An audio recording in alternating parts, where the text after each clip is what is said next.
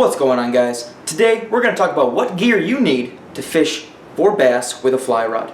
Now first of all, when we're talking about the rod itself, more than likely we're talking about flipping big bugs to bass because bass want to have a nice big morsel to eat. So when we're talking about the line weight for a fly rod, we're looking closer to maybe a 6, 7, 8 to 9 weight. Usually the generally accepted medium would be an 8 weight rod to be able to turn over big bugs as well as big streamers that bass like to eat. Now as far as the reel goes, generally bass, it depends on the size of the bass you're fishing, but we can either get away with not using the reel or we may use the reel if we're fishing for big bucket mouths.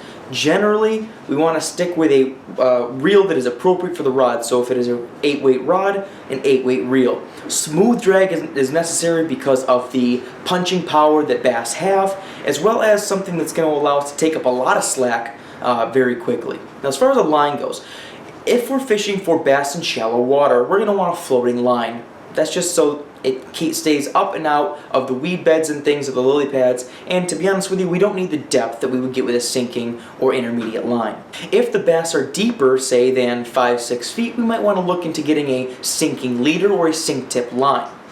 If the bass are deeper than that, I would say no deeper than 25 feet. We usually wouldn't fish that deep with a fly rod anyway. We're going to want to go to a full sinking line. Now if the bass are in the depths during the high summer heat, one of the things we might want to consider is going slow and crawling the bait across the bottom using a full sink line. If we're fishing the shallows with a floating line, we're looking at topwater and just under the subsurface baits like streamers and poppers.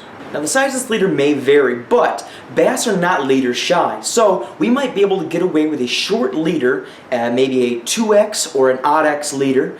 We may even be able to get away with using a flat leader or a non-tapered leader such as 8-pound monofilament. The flies we're going to bring bass fishing depend on the fishing location. For example, we might want to bring some streamer imitations that might vary. Just check out my video, Top 5 Bass Flies. There's a plethora of bonus flies in there for you too, to be able to get you guys started. Alright guys, hopefully that was informative. Like the video, subscribe to the channel, check out the other videos in the channel, and until next time guys, tight lines.